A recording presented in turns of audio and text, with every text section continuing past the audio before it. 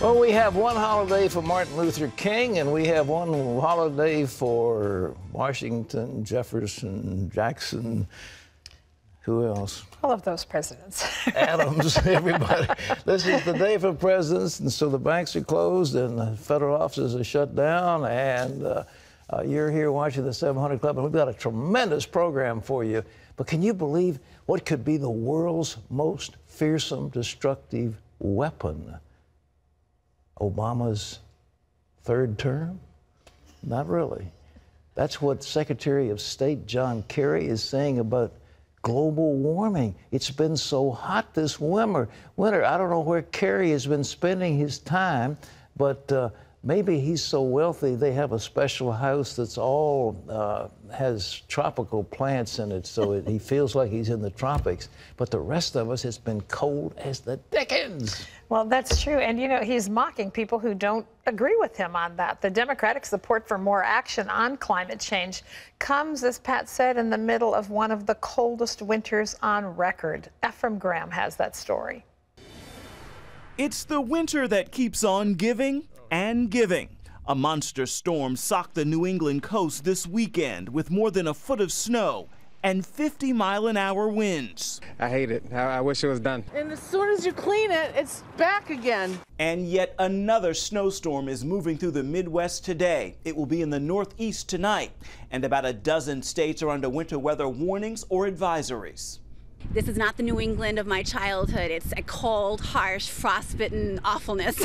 And from the brutal blizzards in the east and south to the drought in the west, the winter's extremes are bringing back a storm of heated debates from politicians on what's really to blame for the bad weather. We just don't have time to let a few loud interest groups hijack climate conversation. Secretary of State John Kerry is talking climate change and global warming with his latest speech in Indonesia.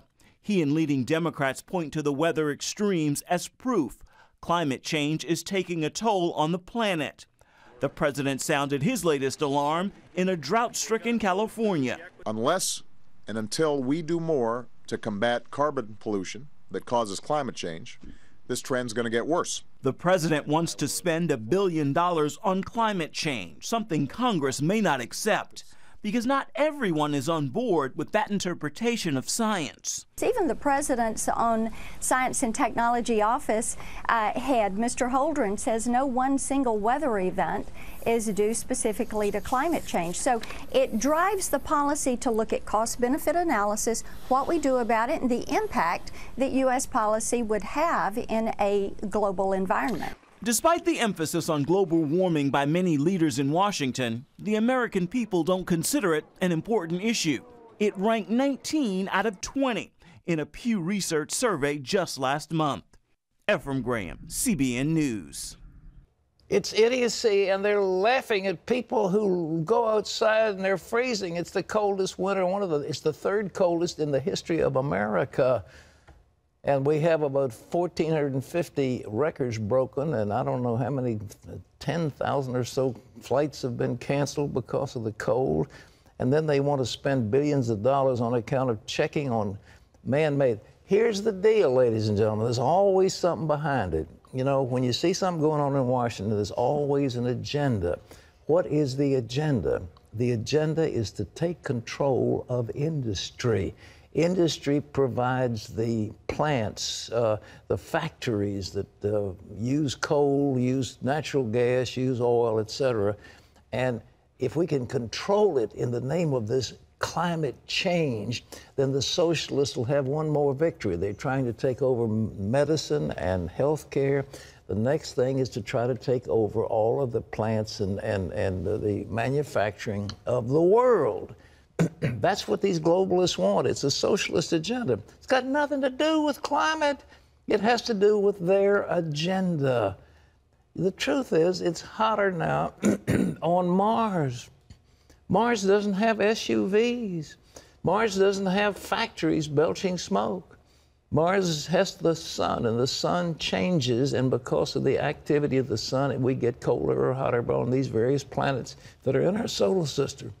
And by the way, Perry, did you see that survey the other day about the knowledge of the American people? No. You didn't? No, I did not. Where were you listening? How could you have missed it? 1/3 of the American people do not realize that the earth revolves around the sun. They think the sun revolves around the earth because they see the sun come up in the morning and go down at night. 1/3 of the people in America. Who conducted that? Huh? Who conducted that I don't study? know, one of them, Pew or somebody like that. It's one of these, One of those. poll-taking people. But 1/3 of the American people. I mean, it's kind of like the Middle Ages. I mean, you got excommunicated if you suggested that the Earth was round, and you suggested that the Earth revolved around the sun. That was heresy. Yeah. Well, it's interesting. I think there are probably more news programs available today than ever before, but people are very caught up in their own lives and the busyness of their... This climate change, but that's the socialist agenda. And if people only realize the agenda, then they would say, guys, no way are we going for that nonsense. They want to limit industry. They want to put people out of work. And the real extremists on this line, and I had one of them that I used to listen to, and who was on this show. He wanted to see 1 billion people die. I'm serious. You think, are you crazy? But that's what he wanted, because people are polluting this beautiful globe, and the best way to get rid of all this climate change is to kill off people. You think, you can't be serious. Well, I am, unfortunately, in this case. That was the last time that gentleman ever showed up on this show. I wouldn't want him on again. Well, global warming may be a hot topic for some politicians now in Washington, but other leaders say it's time to pay attention to something else. The scandal at the Internal Revenue Service. John Jessup has that story from Washington. Pat, Jay Sekulow of the American Center for Law and Justice has joined some members of Congress in calling for a special counsel into the IRS Tea Party investigation. In an online column, Sekulow points out that Senators Ted Cruz and Lindsey Graham, along with Representative Trey Gowdy, say a special counsel is necessary. Sekulow says, as he did on the 700 Club last week, that the IRS is still going after Tea Party and conservative groups. And he says Democrats on Capitol Hill, as well as the Obama administration, are hindering a congressional investigation into IRS misconduct. You can find a link to Sekulow's column by going to our website at cbnnews.com. And Pat, I doubt that the Obama administration will be racing to appoint a special counsel. Well, I don't know if they have a choice if Congress does it. Congress can vote a special counsel. I don't like those things because these guys take on a life of their own, and the next thing you know, they're digging into this, that, and the other. But I do think in this case, they cannot have a big donor to Barack Obama's campaign leading the charge to investigate them. You don't let the fox investigate what's happening in the hen house. You just don't do it.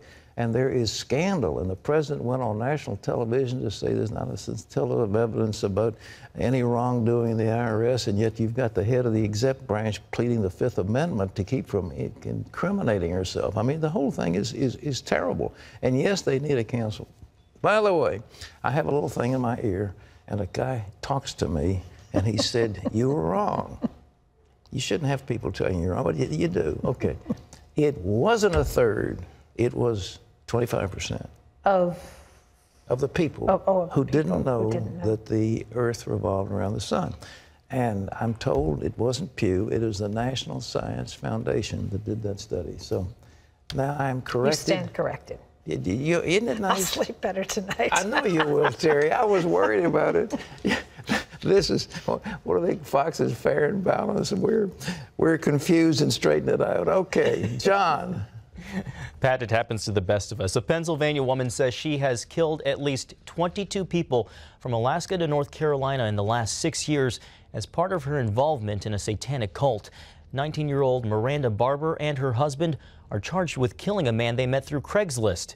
She told the Daily Item newspaper in Sunbury she felt it was time to get her story out. The local police chief says investigators are aware of her claims. Barber says she doesn't want to get out of jail and that she would kill again if released. She says she has no remorse and that she killed only, quote, bad people. She plans to plead guilty. Pennsylvania pastor Sam Childers is best known for his charitable work rescuing kidnapped children in Africa. Now the man, known as the machine gun preacher, is the subject of a possible federal investigation. Gary Lane has that story. Last year, Sam Childers received the Mother Teresa Humanitarian Award for freeing African kids from the clutches of the infamous Lord's Resistance Army. Last week, he was on the receiving end of the long arm of the law. While Childers was busy helping children on another continent, FBI agents were raiding his home and ministry headquarters in Somerset County, Pennsylvania. I was told they come in, guns drawn, told everyone to put their hands in the air, patted everyone down. They made them all leave the building, put my daughter into an enclosed room, and they started their search. We suspect that they were searching, for things showing that I'm smuggling arms to Africa and selling them, which is totally crazy. Childers says the shipping container was full of clothing for the orphans, and most of them were ruined. He believes the federal action came at the urging of his former son-in-law, who is accused of stealing thousands of dollars from the ministry. Childers thinks it may be part of a plea agreement in the case. The FBI wouldn't comment. Childers believes the FBI agents overreacted. Instead of going crazy and spending thousands and thousands of tax dollars, why didn't they just go and talk to the people that packed the containers? They're members of his church, Childers says. Many over 50 years of age who have been doing this for the past 2 years. I've done a lot of things that I ain't proud of. The Pennsylvania pastor's life story was told in the movie Machine Gun Preacher, starring actor Gerard Butler. It detailed his leaving a life of crime and drugs, following Christ, and starting rescue and orphanage ministry in South Sudan. He's currently there, helping children trapped in South Sudan's civil war. He's taken in at least 18 orphans, including an 11-year-old boy he found roaming the streets of Kampala, Uganda. His parents were killed right before his eyes, was sleeping on the streets of Kampala for 2 weeks, just eating garbage. We have rescued him. He's at one of my homes in Kampala. Childers says he expects to hear more from the FBI once he returns home, but knows his battle really isn't with them. It definitely is a spiritual attack. It doesn't matter what they do to me, God is in control, and he still has victory. Gary Lane, CBN News. The United Nations is warning of ethnic cleansing in the Central African Republic. For weeks, Muslims and Christians have engaged in violent attacks and counterattacks. This as international peacekeepers struggle to stop the bloodshed. George Thomas brings us that report. A 747 carrying critical supplies landed in the Central African Republic. This is a lifeline that will allow us to bring immediately emergency food relief to the people who've been affected by the conflict here in the Central African Republic. The UN says what's happening in this country is a humanitarian disaster of unspeakable proportion. There is an ethno-religious cleansing that is taking place and that we must stop at all costs. After enduring months of daily attacks, rape and torture by Muslim rebels, a Christian militia group called Anti-Balaka is now retaliating with brutal violence, forcing tens of thousands of Muslims to flee. What we've seen around the country is enormous forced expulsion of the Muslim population and anti-Balaka control of the roads and of the towns all across the country. 70 miles from the country's capital city, Father Xavier Vagba has opened the doors of his church to more than 700 Muslims seeking protection from anti-Balaka forces. He told BBC News it was time someone stood in the gap for peace and reconciliation. Right now, there are towns in which you have hundreds of Muslims taking refuge in churches because it's the places that they believe are safest from possible anti-Balaka attacks. And some of those populations are completely unprotected. There are now reports that Muslim rebels in the north are being joined by Islamic fighters from neighboring countries, and they are regrouping to launch revenge attacks against Christians, forcing many Muslims and Christians to pack up their belongings in preparation to flee. There's nothing for us here. We are all suffering, our wives, our children. Some 6,000 peacekeeping soldiers have been deployed, but so far have been powerless to stop the religious violence. George Thomas, CBN News. Today is President's Day, and former White House aide Tevi Troy points out presidents throughout history have been familiar with and relied on the Bible. For instance, James Madison studied Hebrew when he was a student at Princeton so he could have a better understanding of it. Abraham Lincoln read and reread the Bible. His famous opening line from the Gettysburg Address, 77 years ago, is similar to Psalms 90, verse 10, which says that the days of our years are 70 years and 10. And Ronald Reagan said all the complex and horrendous questions confronting us at home and worldwide have their answer in that single book. You can find a link to Tevi Troy's column by going to cbnnews.com. And Pat, out of curiosity, I'm curious, who's your favorite American president?